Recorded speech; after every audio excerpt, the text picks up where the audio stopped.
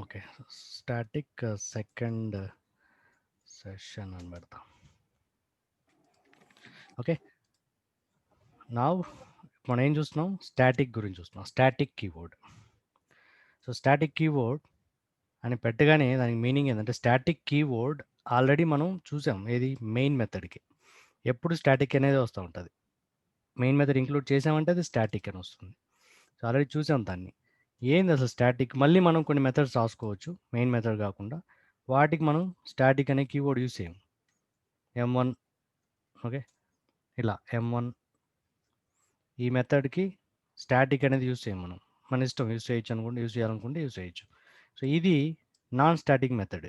మనం స్టాటిక్ అని పెడితే ఇది కూడా స్టాటిక్ మెథడ్ అయిపోతుంది. సో ఇట్లా మెథడ్స్కి ఆల్రెడీ మెథడ్కి మెయిన్ మెథడ్కి స్టాటిక్ ఉండడం మీరు ఆల్రెడీ చూసారు. ఏంది difference between non static method and మెథడ్కి స్టాటిక్ మెథడ్ డిఫరెంట్ అనేది చూద్దాం. అలాగే మెథడ్కే కాకుండా మనం స్టాటిక్ కీవర్డ్ని ఇంకేమేమి యూస్ చేయొచ్చు అంటే సేమ్ థింగ్ మళ్ళీ వేరియబుల్స్కి యూస్ చేయొచ్చు. ఏదైతే ఇప్పుడు చెప్పామో మెథడ్స్కి యూస్ చేయొచ్చు. అలాగే ఇంకేముంటాయని చెప్పాం? ఇన్నర్ క్లాసెస్ కదా. సో ఇన్నర్ క్లాసెస్ కూడా మనం యూస్ చేయొచ్చు static keyword. So if variables are static ఏం జరుగుతుంది, అలాగే మెథడ్ స్టాటిక్ అయితే ఏంటి అది చూద్దాం. Okay. So if variables are static, ఆ వేరియబుల్ క్లాస్కి సంబంధించింది అయిపోతుంది. సో క్లాస్ లెవెల్లో రెండు రకాలు ఉంటాయి. ఒకటి ఇన్స్టెన్స్ వేరియబుల్స్, ఏవైతే మనం ఇంట్ ఎక్స్ అంటామో ఇవన్నీ ఏంది? ఇవి ఇన్స్టెన్స్ వేరియబుల్స్. ఇప్పుడు వరకు మనం చూసినంత ఇన్స్టెన్స్ వేరియబుల్స్ క్లాస్ లెవెల్లో రాసాం. కానీ వీటిని యాక్సెస్ చేయడానికి మనకు ఇన్స్టెన్స్ కావాలా? ఈ క్లాస్కి ఇన్స్టెన్స్ కావాలంటే ఆబ్జెక్ట్ ఇన్స్టాన్షియేట్ చేయాలి, ఆబ్జెక్ట్ క్రియేట్ చేయాలి. ఆ ఆబ్జెక్ట్ ఇన్స్టెన్స్ వేరియబుల్ మనం ఏదైతే ఓబీజే అని వాడతామో ఆ ఓబీజే ద్వారానే ఈ రెండింటిని యాక్సెస్ చేయగలుగుతాం. అది ఇన్స్టెన్స్ వేరియబుల్స్కి. Instance variables are non static అని కూడా అనొచ్చు. మరి స్టాటిక్ వేరియబుల్స్ అంటే ఏంటి అంటే క్లాస్ వేరియబుల్స్నే స్టాటిక్ వేరియబుల్స్ అంటారు. స్టాటిక్ అనే కీవర్డ్ యూజ్ చేయగానే ఆ variable it becomes class variable. ఇప్పుడు నేను ఆ డిఫరెన్స్ ఎలా ఉంటుందో నేను చెప్తాను. ఒకటి, మన మెయిన్ మెథడ్లోనే ఆబ్జెక్ట్ క్రియేట్ చేస్తా క్లాస్కి. OBJ reference instance, object instance create చేస్తున్నా. న్యూ ఇన్స్టెన్స్ క్రియేట్ చేస్తున్నా క్లాస్కి. So using new keyword. ఇది ఏం చేస్తుంది? ఓబీజే అనే ఒక ఆబ్జెక్ట్ని క్రియేట్ చేసింది. ఓబీజే లేదా OBJ1 అనుకుందాం. ఓకే, ఒక రెఫరెన్స్ ఇచ్చాను, దీని ద్వారానే మనం యాక్సెస్ చేయగలుగుతాం. అంతేగాని డైరెక్ట్గా ఎక్స్ని యూజ్ చేయలేం కదా. ఈ మెథడ్లో ఏదైనా ఇంకొక వేరియబుల్, లోకల్ వేరియబుల్ ఉంటే డైరెక్ట్గా యూజ్ చేయొచ్చు. ఇంట్ ఇంకేడ ఏదైనా ఏ అనో వేరియబుల్ ఉందనుకో, ఇది లోకల్ వేరియబుల్ కాబట్టి A = 20 సంథింగ్ ఏదైనా యూజ్ చేయొచ్చు, లేదా ఏని ప్రింట్ చేయొచ్చు system.out.తో. అంతేగాని ఈ క్లాస్ లెవెల్ వేరియబుల్స్ని డైరెక్ట్గా మనం, అంటే ఇన్స్టెన్స్ వేరియబుల్స్ని డైరెక్ట్గా మనం యాక్సెస్ చేయలేం. లైక్ ఎక్స్ని ప్రింట్ చేయి అని చెప్పి system.out.printlnలో పెట్టలేం. మనం ఓన్లీ త్రూ ఇన్స్టెన్స్ ఆ వేరియబుల్ని క్రియేట్ చేసి, రెఫరెన్స్ వేరియబుల్ని క్రియేట్ చేసి దాంతోనే యాక్సెస్ చేయగలుగుతాం. ఆబ్జెక్ట్ ఇన్స్టెన్స్ని క్రియేట్ చేసిన తర్వాత మాత్రమే ఇట్లా యాక్సెస్ చేస్తాం. అంటే ఇప్పుడు సిస్ అవుట్ పెట్టాను అనుకో, ఆ ఎక్స్లో ఉన్న వాల్యూని మనకు ప్రింట్ చేసి చూపిస్తుంది. ఏంది? ఇప్పుడు ఎక్స్లో వాల్యూ అని ఉంటే, ఎక్స్ లేదు వాల్యూ లేకపోతే ఏం ప్రింట్ చేస్తుంది?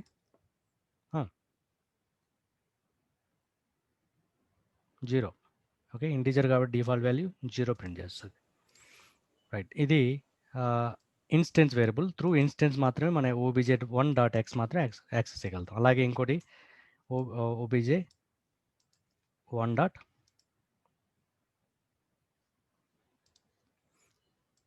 ఓకే, ఇంకోటి OBJ1.y అంటాం. వైని ప్రింట్ చేస్తుంది. ఇప్పుడు ఎక్స్కి ఒక వాల్యూ 10 ఉంది అనుకుందాం, అలాగే ఇంకొక వాల్యూ 100 ఉంది, 20 ఉంది అనుకుందాం. ఓకే, 20 ఉంది అనుకుందాం. ఇప్పుడు ప్రింట్ చేయమంటే రెండింటిని ప్రింట్ చేస్తుంది, 10, 20, లేదంటే జీరోసే ప్రింట్ అవుతాయి. సో ఓన్లీ త్రూ ఇన్స్టెన్స్ మనం యాక్సెస్ చేయడాన్ని ఇన్స్టెన్స్ వేరియబుల్స్ అంటాం. మరి ఇప్పుడు స్టాటిక్ కీవర్డ్ని కన్నా ఇన్స్టెంట్ వేరియబుల్కి ఎక్కడున్న వాటికి యూజ్ చేస్తే వేరియబుల్స్కి యూజ్ చేయడం అంటే ఇలా యూజ్ చేస్తే ఏం జరుగుతుంది? అదే కదా ఇప్పుడు మనం చూడాల్సింది. స్టాటిక్ కీవర్డ్ ఫర్ వేరియబుల్స్ అంటే ఇన్స్టెన్స్ వేరియబుల్స్. ఇక్కడ ఉన్నాయి అంటే అది ఇన్స్టెన్స్ వేరియబుల్స్. లోకల్ వేరియబుల్స్కి మనం స్టాటిక్ అనేది యూజ్ చేయట్లేదు. ఇక్కడ మనం స్టాటిక్ అని పెట్టాం. ఇలా దీని గురించి అసలు టాపిక్ లేదు. దీని అసలు ఇల్లీగల్ అంటారు, దీన్ని ఇల్లీగల్ మోడిఫైయర్. లోకల్ వేరియబుల్స్కి స్టాటిక్ అనేది లేదు. మనం చూసేది ఏంది?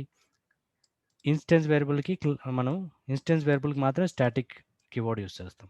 ఆ ఇన్స్టెన్స్ వేరియబుల్ అప్పుడు ఏమవుతుంది? క్లాస్ వేరియబుల్గా మారిపోతుంది, దాని పేరు మారిపోతుంది.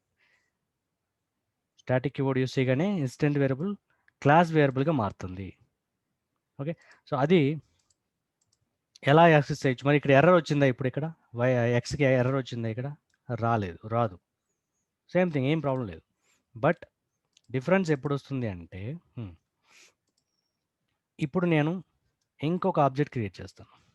ఓబీజే రెఫరెన్స్ ఇన్స్టెన్స్ ఇంకోటి క్రియేట్ చేస్తాను. న్యూ ఇన్స్టెన్స్ ఇంకోసారి క్రియేట్ చేస్తాను. ఓబీజే టూ డాట్ ఎక్స్ని ప్రింట్ చేయమంటాను, అలాగే ఓబీజే టూ డాట్ వైని ప్రింట్ చేయమంటాను. ఓకే, సో ఒకవేళ స్టాటిక్ లేకుండా రెండు ఇన్స్టెన్స్ వేరియబుల్స్ అయితే ఇక్కడ ఏం ప్రింట్ అవుతాయి?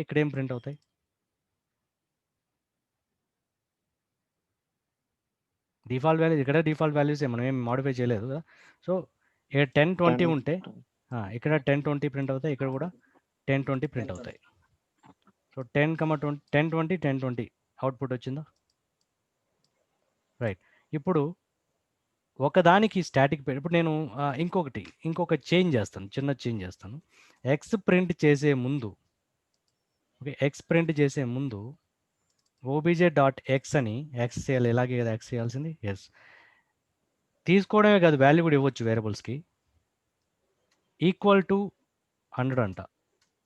అంటే OBJ one dot X equal to 100 అంట. అంటే నేను ఈ వాల్యూని చేంజ్ చేస్తున్నా, అంటే ఎక్స్కి వాల్యూ చేంజ్ చేస్తున్నా 100 అని. ఇప్పుడు ప్రింట్ చేయమంటే ఎక్స్ ప్లేస్లో ఏం ప్రింట్ అవుతుంది? 100. వై ప్లేస్లో ఇంకా మనం ఏం చేంజ్ చేయట్లేదు కాబట్టి డిఫాల్ట్ ఇక్కడ ఏముందో ఆ టైంలో వై వాల్యూ ఎంత ఉందో 20 ఉంది, అది ప్రింట్ అవుతుంది. ఇక్కడ ఓబీజే టూలో ఏం ప్రింట్ అవుతుంది? ఓబీజే టూ డాట్ ఎక్స్ అంటే ఎక్స్ వాల్యూ ప్రింట్ అవ్వమంటే, అంటే OBJ OBJ one dot X equal to 100 అన్నప్పుడు ఎక్స్ వాల్యూని చేంజ్ చేస్తున్నాం. ఎక్స్ వాల్యూ చేంజ్ చేసినప్పుడు ఇక్కడ కూడా 100 ఎక్స్పెక్ట్ చేస్తున్నాం, అంతేనా? ఓబీజే ఇంకొక ఇన్స్టెన్స్లో కూడా ఎక్స్ వాల్యూని మనం యూజ్ చేసుకునేటప్పుడు మనం 100 ఎక్స్పెక్ట్ చేస్తున్నాం. కానీ ఏం జరుగుతుంది? 120 ప్రింట్ అవుతాయి first time. X value 100, Y value 20 ఇక్కడ. కానీ ఓబీజే టూ డాట్ ఎక్స్ అన్నప్పుడు మళ్ళీ ఏం ప్రింట్ అయింది? 10 ప్రింట్ అయింది. అంటే ఏదైతే నువ్వు మోడిఫై చేస్తున్నావో, రెఫరెన్స్ ఓబీజే 1తో మోడిఫై చేస్తున్నావో, అది ఇంకొక రెఫరెన్స్లో అవైలబిలిటీలో లేదు. అందుకే దీన్ని రెఫరెన్స్ వేరియబుల్స్ అంటాం, ఇన్స్టెన్స్ వేరియబుల్స్ అంటాం. ఇన్స్టెన్స్ వేరియబుల్స్ అని అంటాం. ఎక్స్ని ఇన్స్టెన్స్ వేరియబుల్ కాబట్టి ఆ ఇన్స్టెన్స్లో మాత్రమే ఉంటుంది. ఈ చేంజ్ అనేది ఆ ఇన్స్టెన్స్లో మాత్రమే జరుగుతుంది. అంటే ఓబీజే 1లోనే చేంజ్ అవుతుంది, ఓబీజే 2లో చేంజ్ అవ్వదు. అందుకే దీన్ని ఏమంటారంటే ఓబీజే రెఫరెన్స్ ఎప్పుడైతే మనం క్రియేట్ చేస్తాం ఓబీజే 1 అని, ఆటోమేటిక్గా దేనికైతే మనం క్రియేట్ చేస్తున్నాం, ఏ క్లాస్ క్రియేట్ చేస్తున్నామో హీప్ మెమరీలో ఓబీజే 1 అనేది హీప్ మెమరీలో మెమరీ అలొకేషన్ అనేది హీప్ మెమరీలో జరుగుతుంది ఓబీజే 1కి. ఓబీజే 2 సపరేట్గా జరుగుతుంది.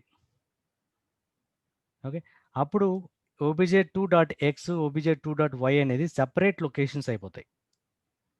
OBJ two dot X, OBJ two dot Y అనే లొకేషన్స్ సపరేట్గా క్రియేట్ అయిపోతాయి. ఎప్పుడు ఇన్స్టెన్స్ క్రియేట్ చేయగానే ఆటోమేటిక్గా ఏమంటాం దాన్ని, హ్యాష్ కోడ్స్ అంటాం కదా, మెమరీలో అడ్రస్ అంటాం కదా, ఆ అడ్రస్లు క్రియేట్ అయిపోతాయి. ఓబీజే టూ అనే ఇన్స్టెన్స్తో ఎన్ని వేరియబుల్స్ ఉన్నాయో క్లాస్లో, ఇన్స్టెన్స్ వేరియబుల్స్ ఉన్నాయో అన్నిటికీ మెమరీస్ క్రియేట్ అయిపోతాయి. అలాగే ఓబీజే 1 అని క్రియేట్ చేయగానే ఆ సేమ్ ఇన్స్టెన్స్ వేరియబుల్స్కి మళ్ళీ డిఫరెంట్ లొకేషన్స్ క్రియేట్ అవుతాయి. అది ఇక్కడ మనం ప్రాక్టికల్గా చూస్తే ఏం జరుగుతుంది? ఇక్కడ ఓబీజే 1 అప్డేట్ చేస్తున్నాం, ఓబీజే 1 ద్వారా ఎక్స్ని అప్డేట్ చేస్తున్నాం. కానీ ఓబీజే టూ డాట్ ఎక్స్ని ప్రింట్ చేయమన్నప్పుడు మళ్ళీ ఓల్డ్ వాల్యూ వస్తూ ఉంది, 10 వస్తూ ఉంది. రైట్, అవుట్పుట్ చూసారు కదా, 10 వస్తుంది. ఇది ఇన్స్టెన్స్ వేరియబుల్ కాబట్టి మనం సహజం. కానీ మన రిక్వైర్మెంట్ ఏంది? ఎక్స్ అనేది అన్ని ఆబ్జెక్ట్స్లోనూ సేమ్ ఉండాలి. సేమ్ ఉండాలంటే స్టాటిక్గా ఉండాలి, డైనమిక్గా మారకూడదు. ఆబ్జెక్ట్ మారగానే మారిపోకూడదు లొకేషన్స్. అంటే సంథింగ్ ఈ మెమరీ క్రియేట్ అయ్యేటప్పుడే డిఫరెంట్గా మనం మేనేజ్ చేసుకుంటాం. అంటే ఎక్స్ని ఓబీజే 1లోనో లేదంటే ఓబీజే 2లోనో అట్లా సపరేట్గా క్రియేట్ చేయకుండా మెమరీ ఒక కామన్ మెమరీ క్రియేట్ అవ్వాలి. ఓకే, అలాంటి అప్పుడు ఏం చేయాలి అంటే స్టాటిక్ అని పెట్టాలి. అదే స్టాటిక్ కీవర్డ్ ఫర్ వేరియబుల్స్ అంటే. అప్పుడు it becomes a class variable, దాని పేరు మారిపోతుంది. ఇన్స్టెన్స్ వేరియబుల్ కాకుండా క్లాస్ వేరియబుల్గా మారుతుంది. అంటే మెమరీ మేనేజ్మెంట్ అనేది మనం చేంజ్ చేస్తున్నాం. ఎలా జరుగుతుంది మెమరీ మేనేజ్మెంట్ అంటే ఓబీజే 1తో క్రియేట్ అవ్వదు, అలాగే ఓబీజే 2తో క్రియేట్ అవ్వదు. ఇట్ క్రియేట్స్ ఎన్ని ఆబ్జెక్ట్స్ ఉన్నా వాటితో క్రియేట్ అవ్వదు. It creates a separate memory in class loader. మనకు జావాలో క్లాస్ లోడర్ అనే కాన్సెప్ట్ ఉంది. అంటే మనం క్లాస్ని ఇప్పుడు లోడ్ చేస్తాం కదా, రన్ చేసే ముందు ఈ క్లాస్ మొత్తం లోడ్ అవుతుంది. ఆ క్లాస్ లోడర్ అనే ఒక మెమరీ ఉంటుంది. అక్కడ ఏ స్టాటిక్ వేరియబుల్స్ ఉన్నాయో, అంటే ఏ క్లాస్ వేరియబుల్స్ ఉన్నాయో, ఇది క్లాస్కి సంబంధించిన వేరియబుల్స్ కాబట్టి వాటికి సంబంధించిన మెమరీ కూడా క్లాస్ లోడర్లోనే క్రియేట్ అయిపోతుంది. దానివల్ల యూజ్ ఏంటంటే ఈ క్లాస్కి ఎన్ని ఆబ్జెక్ట్స్ క్రియేట్ అయినా సరే, ఓబీజే 1, ఓబీజే 2, ఓబీజే 100 ఎన్ని క్రియేట్ అయినా సరే అన్నిట్లోనూ షేర్ అవుతూ ఉంటుంది. అంటే ఒక ఆబ్జెక్ట్లో చేంజ్ చేస్తే ఆటోమేటిక్గా మిగతా ఆబ్జెక్ట్స్ అన్నింటిలో కూడా అది ఎఫెక్ట్ అవుతూ ఉంటుంది. ఎక్కడ యూస్ చేస్తున్నావో అక్కడంతా కూడా ఎఫెక్ట్ అవుతుంది. ఇప్పుడు మనం రన్ చేస్తే ఇదే జరుగుతుంది ఇక్కడ. స్టాటిక్ వేరియబుల్ ఇది, class variable. We're updating in OBJ 1, using OBJ 1 we're updating. Then when you are printing in obj2 reference, using obj2 reference, it will show 100. అర్థమైందా ఇప్పుడు ఏంది చేంజ్ ఎందుకు వచ్చింది ఇక్కడ? Since we are managing memory to create this X variable in class loader. Class లోడర్లో create అవుతుంది. అంటే కామన్గా అన్ని ఆబ్జెక్ట్స్కి అవైలబిలిటీ ఉంటుంది. ఇది స్టాటిక్ వేరియబుల్. ఈ వేరియబుల్ అనేది ఎన్ని రెఫరెన్స్ క్రియేట్ చేసినా సరే అన్నిటికీ అవైలబిలిటీలో ఉంటుంది అక్రాస్ అనమాట.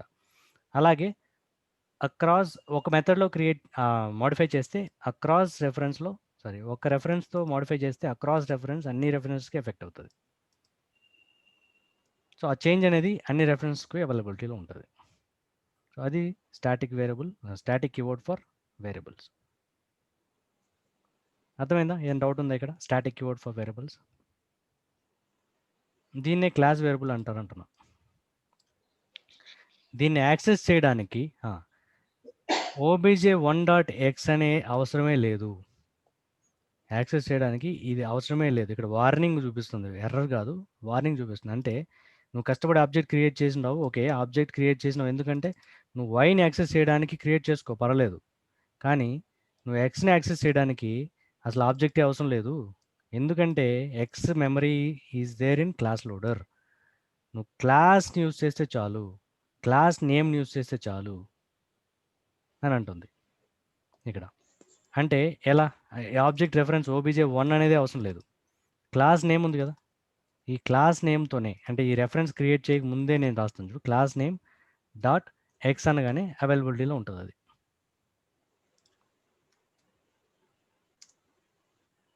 ఇక్కడ కూడా దాని వాల్యూ ప్రింట్ అవుతుంది. సో మనం యాక్సెస్ చేయడానికి జస్ట్ యూ కెన్ యూజ్ ఏంది class name. You can just use class name for accessing. నువ్వు వాల్యూ ఇవ్వాలన్నా సరే, గెట్ చేసుకోవాలన్నా సరే, డైరెక్ట్ క్లాస్ నేమ్. అసలు అది కూడా అవసరం లేదు, నువ్వు క్లాస్ నేమ్ కూడా ఇవ్వలేదు, జస్ట్ నువ్వు ఎక్స్ అను చాలు. అంటే system dot out dot print అలా నువ్వు జస్ట్ ఎక్స్ అని ప్రింట్ చేయి చాలు, అది ప్రింట్ చేస్తుంది. ఎందుకంటే అసలు ఆబ్జెక్ట్ రెఫరెన్స్ అవసరం లేదు, క్లాస్ నేమ్ ఉంటే చాలను. అసలు క్లాస్ నేమ్ కూడా అవసరం లేదు, డైరెక్ట్గా వేయచ్చు. ఎందుకంటే we're with in the class. మనం ఈ మెథడ్ ఎక్కడుంది, మనం రాసే మెథడ్ ఎక్కడ, ఏ మెథడ్లో వాడుతున్నాం, with in the same class కదా. అప్పుడు మళ్ళీ క్లాస్ డాట్ అనే అవసరం లేదు. ఓకే, అది వేరే క్లాస్లో ఉన్నప్పుడు మనం అప్పుడు క్లాస్ నేమ్ డాట్ అని పెడితే చాలు. వేరే క్లాసుల్లో మనం ఆబ్జెక్ట్ క్రియేట్ చేస్తాం కదా, ఆబ్జెక్ట్ క్రియేట్ చేసి ఇన్స్టెన్స్ ఆబ్జెక్ట్ని యాక్సెస్ చేస్తాం కదా, ఇన్స్టెన్స్ వేరియబుల్స్ని. కానీ క్లాస్ వేరియబుల్స్ని ఇన్స్టెన్స్ ఆబ్జెక్ట్ కాకుండా క్లాస్ నేమ్తోనే, class name dot class variable ఇలా యాక్సెస్ చేస్తాం వేరే క్లాసెస్లో. కానీ విత్ ఇన్ ద క్లాస్ ఉన్నప్పుడు అసలు క్లాస్ నేమ్ కూడా అవసరం లేదు, డైరెక్ట్గా యాక్సెస్ చేయొచ్చు. ఇప్పుడు అర్థమైందా ఎలా యాక్సెస్ చేయాలనేది? ఎప్పుడు క్లాస్ వేరియబుల్ అవుతుందంటే స్టాటిక్ కీవర్డ్ యూజ్ చేసినప్పుడు. స్టాటిక్ కీవర్డ్ యూజ్ చేసినప్పుడు ఏమవుతుందంటే క్లాస్ వేరియబుల్ అవుతుంది. So why you are using static for variable? So we're using static keyword for variable for so many reasons. Number one, we want this x to be available for across object references, also across methods. ఈ మెథడ్లో change చేసాము ఎక్స్కి value, ఈ మెథడ్లో మళ్ళీ access చేసినప్పుడు ఏదైతే update చేసావో అది ఇక్కడ అవైలబిలిటీలో ఉంటుంది. అంటే అది అక్రాస్ మెథడ్స్, అక్రాస్ రెఫరెన్సెస్. అంటే ఇంకొక రెఫరెన్స్ ఏదో ఇక్కడ ఉందనుకుంటే ఈ మెథడ్లో ఆబ్జెక్ట్ రెఫరెన్స్ ఇంకోటి 3 అనో సంథింగ్ ఉందంటే ఇక్కడ కూడా ఆబ్జెక్ట్ రెఫరెన్స్ 3.x అన్నప్పుడు ప్రింట్ చేయమన్నప్పుడు ఆటోమేటిక్గా that is available across objects. అసలు యాక్సెస్ చేయడానికి ఆబ్జెక్ట్ రెఫరెన్సే అవసరం లేదు, డైరెక్ట్గా ఎక్స్ అనేది పెట్టియచ్చు విత్ ఇన్ ద క్లాస్లో ఉన్నప్పుడు. First thing. ఓకే, సో అదే ఇక్కడ అక్రాస్ మెథడ్స్ మనకి ఎందుకు స్టాటిక్ కీవర్డ్ యూజ్ చేస్తామంటే this is we want to share this memory across the methods. That's why we are using static. That means across the class. So that is class variable. When you're using static code, it becomes a class variable. We can either access by using class name or directly also we can use if you are writing code within the class. So ఇన్ని రకాలుగా మనం దాన్ని create చేస్తాం. ఇది వేరియబుల్కి static keyword.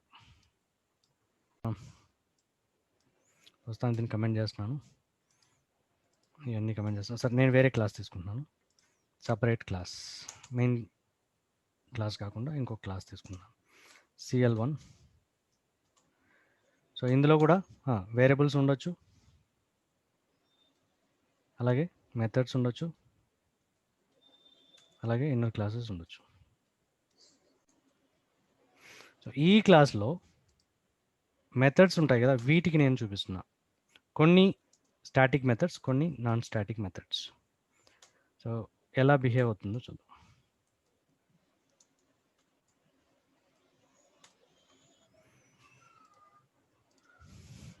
So ఇక్కడ underscore static methods.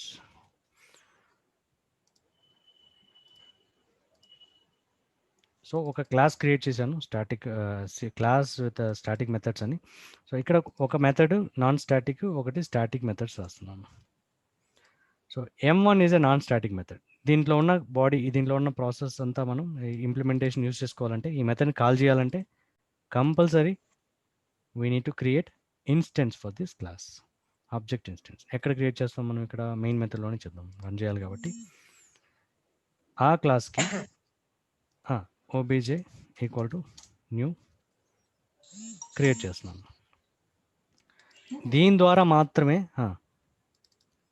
ఆ మెథడ్ని, non static మెథడ్స్ని access చేయగలుగుతాం, M1 access చేయగలుగుతాం. కానీ ఈ మెథడ్ కోసం, ఈ మెథడ్ని యూజ్ చేయాలంటే ఏం చేయాలి? ఏం చేయొచ్చు మనం? ఇది ఏంది ఇక్కడ? Static method. Static method is a class method.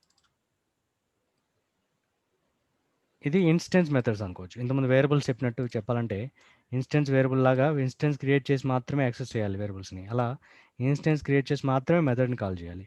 ఇక్కడ ఇన్స్టెన్స్ క్రియేట్ చేయాల్సిన అవసరం లేదు. కోర్స్ ఇన్స్టెన్స్ ఆల్రెడీ క్రియేట్ అయి ఉంటే నీకు కావాలంటే ఇట్లా కూడా కాల్ చేసుకోవచ్చు, obj.m2 అని కూడా అనొచ్చు, ఎర్రర్ రాదు. కానీ M2ని కాల్ చేయడానికి ఇన్స్టెన్స్ అవసరం లేదు, ఓన్లీ M2ని కాల్ చేయడానికి ఇన్స్టెన్స్ అవసరం లేదు, క్లాస్ నేమ్ సరిపోతుంది. Because this is a static method, class method. So dot అనగానే మనకి ఏవేవైతే ఉన్నాయో ఇక్కడ క్లాస్ మెథడ్స్ అన్నీ చూపిస్తుంది. సో ఓన్లీ వన్ M2 అనేది ఉంది. ఇప్పుడు అర్థమైందా? క్లాస్ నేమ్తో మనం కాల్ చేయొచ్చు. ఓకే, వై డిఫరెన్స్ అర్థమైపోయింది కదా స్టాటిక్ మెథడ్కి నాన్ స్టాటిక్ మెథడ్కి? Static method, to call the static method we can just use class name. To call non-static methods like M2, we must create instance for that. అందుకే క్లాస్కి instance create చేసి ఆ తర్వాత మెథడ్ని call చేసాం. ఇది difference between non static method and static method. ఇంకొక difference ఉంది ఇక్కడ ఏంటి అంటే, బట్ M2 అని కాల్ చేయొచ్చా? M2 ఇంతకుముందు మనం విత్ ఇన్ ద క్లాస్ అయితే M2 కాల్ చేయొచ్చు, ఇక్కడైతే M2 కాల్ చేయొచ్చు. M2ని స్టాటిక్ కాబట్టి ఈ క్లాస్లో ఎక్కడైనా సరే దీన్ని M2 అనే కాల్ చేసేయచ్చు. M2 అని ఓపెన్ అండ్ క్లోజ్ బ్రాకెట్స్ పెడితే చాలు, కాల్ చేసినట్టే. సో ఇక్కడైతే M2 అనేది వర్కౌట్ అవ్వదు. కంపల్సరీ క్లాస్ నేమ్ యూస్ చేయాల్సిందే. విత్ ఇన్ ద క్లాస్ డైరెక్ట్గా యూస్ చేయొచ్చు, మెథడ్ని కాల్ చేయొచ్చు, లేదా క్లాస్ నేమ్తోనూ కాల్ చేయొచ్చు, లేదా ఆబ్జెక్ట్ క్రియేట్ చేసి కాల్ చేయొచ్చు M2ని. సో ఇట్లా M2ని కాల్ చేయడానికి 3 రకాలు ఉంటుంది with in the class. Other క్లాసెస్లో అయితే ఇది కుదరదు, కానీ మిగతా 2 ఏదైనా చేయొచ్చు. ఇట్లా ఆల్రెడీ ఇక్కడ మనం ఏదైతే చేసాం అది fine. Doubt? Any doubt? Static మెథడ్స్కి నాన్ స్టాటిక్ మెథడ్స్కి difference. Static keyword for methods. ఏంది డిఫరెన్స్? మనం ఎప్పుడైతే యాక్సెస్ చేస్తామో we no need to create instance for this. Directly we can call using class name. అది ఓకే. నెక్స్ట్ ఇది పెద్దగా అవసరం లేదు. ఇది ఇన్నర్ క్లాసెస్కి స్టాటిక్ కీవర్డ్ ఉంటాయి. ఇన్నర్ క్లాసెస్కి స్టాటిక్ కీవర్డ్ ఉంటే ఏంది? సపోజ్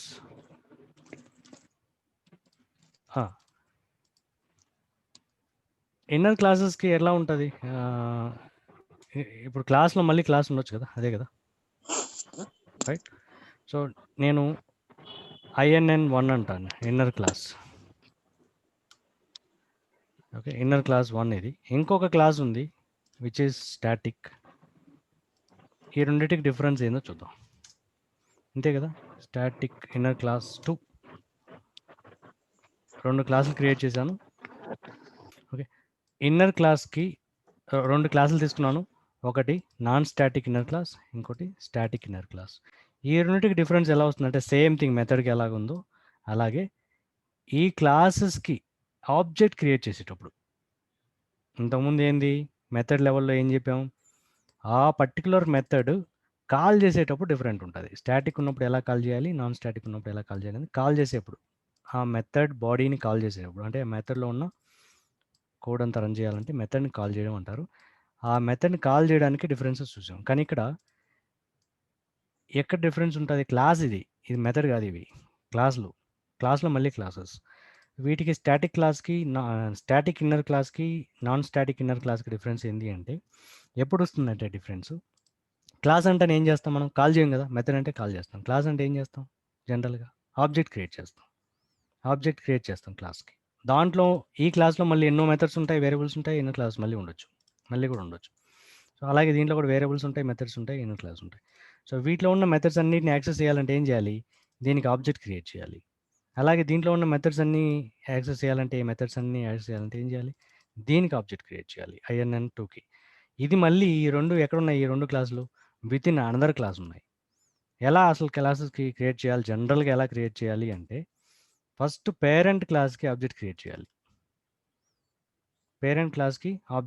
అంటే ఏంది? ఇది OBJ అయితే ఇవన్నీ కమెంట్ చేస్తాను, ఆల్రెడీ ఉన్న ఒకటి.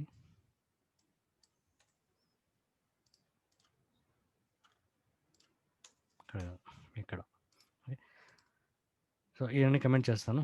ఈ మెయిన్ మెథడ్లోనే నేను ఆబ్జెక్ట్ క్రియేట్ చేస్తున్నాను, OBJ equal to new object. So main క్లాస్కి టాప్ లెవెల్ క్లాస్కి ఆబ్జెక్ట్ క్రియేట్ చేశాను, రెఫరెన్స్ క్రియేట్ చేశాను. ఇప్పుడు ఇన్నర్ క్లాసెస్కి మళ్ళీ రెఫరెన్స్ క్రియేట్ చేయాలి. సపోజ్ దీనికి క్రియేట్ చేయాలి అంటే INN1 అనే క్లాస్ క్రియేట్ చేయాలి. ఎందుకంటే INN1లో చాలా మెథడ్స్ ఉన్నాయి. ఆ మెథడ్స్ని కాల్ చేయాలనుకుంటున్నాను.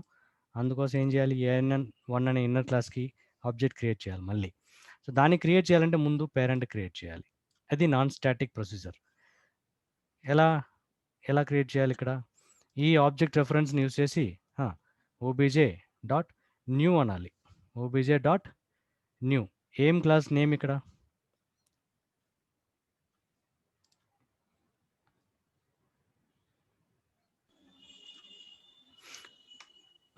ఓకే.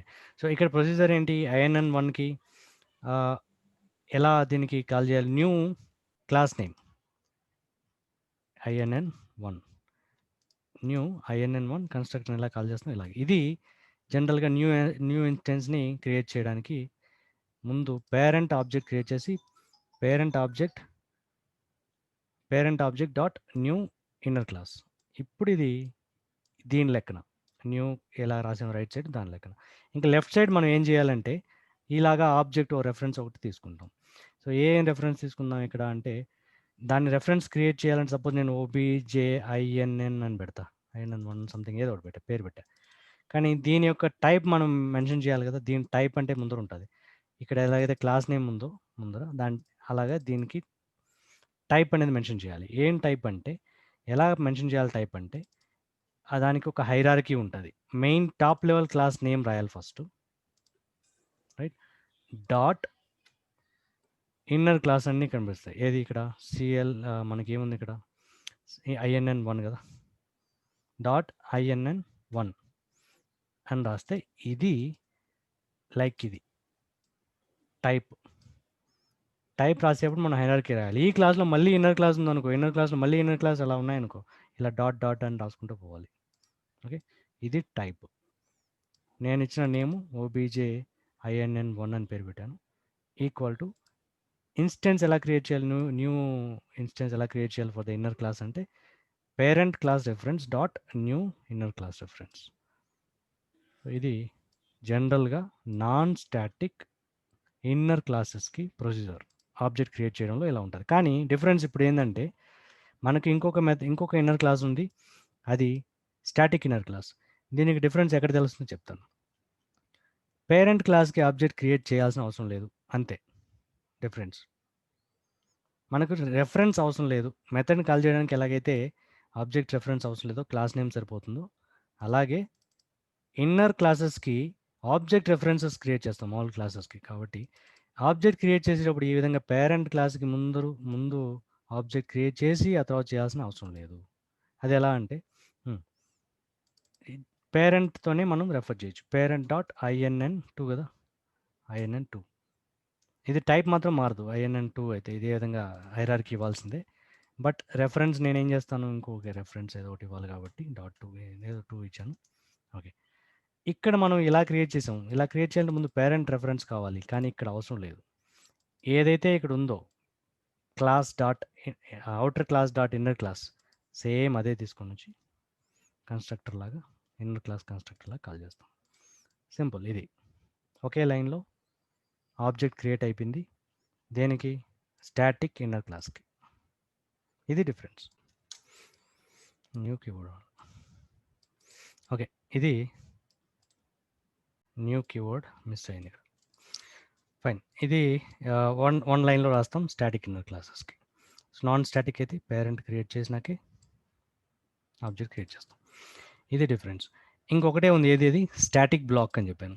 స్టాటిక్ బ్లాక్ అంటే ఏంది? STATIC స్టాటిక్ అని ఒక కీవర్డ్‌తో ఏ క్లాస్‌లో అయినా సరే సింపుల్‌గా స్టాటిక్ అనే కీవర్డ్‌తో ఒక బ్లాక్ ఆఫ్ స్టేట్మెంట్స్‌ని రాయొచ్చు. దీన్నే స్టాటిక్ బ్లాక్ అంటారు.